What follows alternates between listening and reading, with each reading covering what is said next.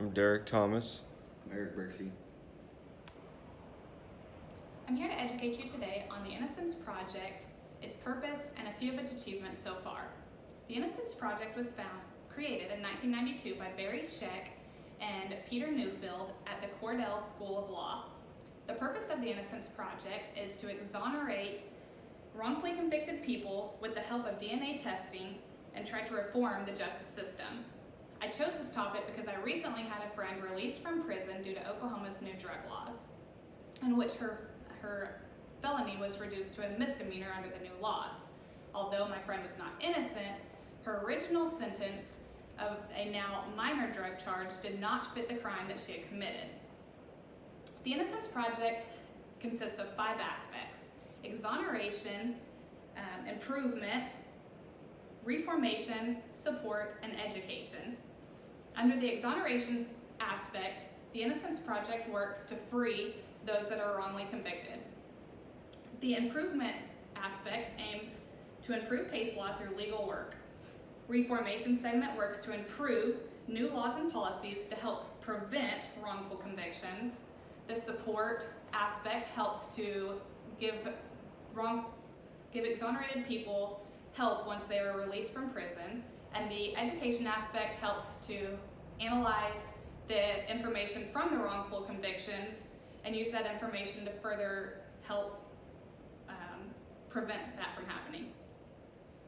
A prime example of the Innocence Project and the work that it does is the case of Mr. Quartz and Mr. Perry, where they were wrongfully convicted of rape in 1991. Both men were accused of raping a female acquaintance, which was based solely on her testimony, which was made up. 26 years later, both the men were released and exonerated due to new DNA that was found in her rape kit.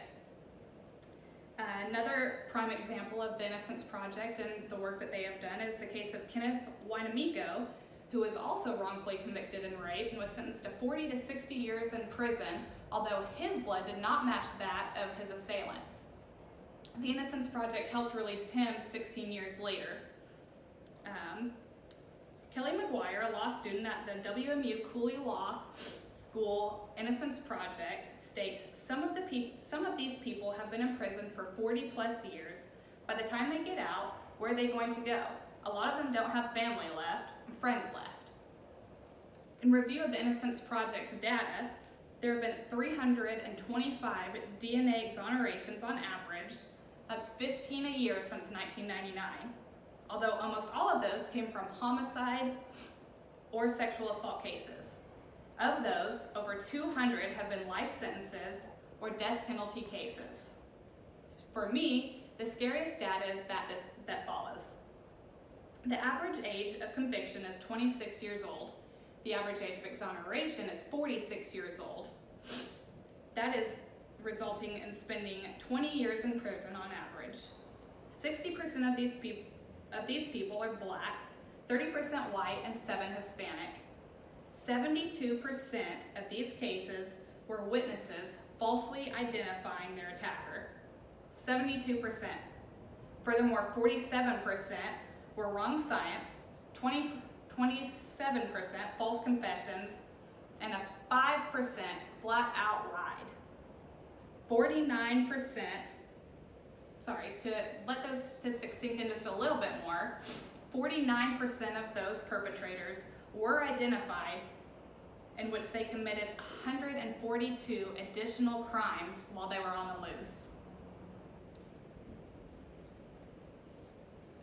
In Kenneth Wynamico's case,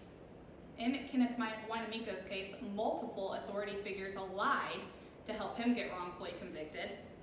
He recalls a story of the lead detective in his case who told him, I'm going to paraphrase some for the fact of the speech. He says, "You know what, Wynamico? I'm going to start calling you the $1 Million Man." His exact words were, "Wynamico, by the time I get done fudging with you, it's going to cost you $1 million to get your butt out of prison."